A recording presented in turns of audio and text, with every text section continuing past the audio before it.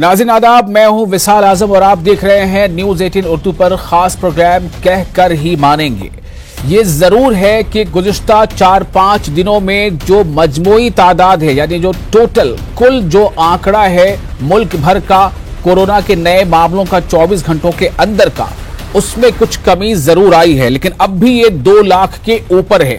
जबकि पिछले साल ये 24 घंटों के अंदर सबसे ज्यादा 97,000 तक मामला गया था। अब भी मुल्क में 2,20,000 40,000 से ऊपर मामले आ रहे हैं। लेकिन जो चौंकाने वाली बात है वो ये है कि 4,300 से ज्यादा अमवात यानी मौतें हुई हैं गुज़िश्ता 24 घंटों में। ये बहुत ज्यादा हैरान करने वाली बात है कि अगर कोरोना के केसेस कम आ रहे हैं तो क्या ये समझा जाए कि जांच में कमी हो रही है या टेस्टिंग में कमी है। मैं पूरे हिंदुस्तान की बात कर रहा हूं, लेकिन जो मौतों की जो तादाद है, जो अमवात हैं, वो 4,300 से ऊपर हैं। ये थोड़ा जो है फिक्र बढ़ा देती है। दूसरी तरफ हिंदुस्तान में कोरोना से अब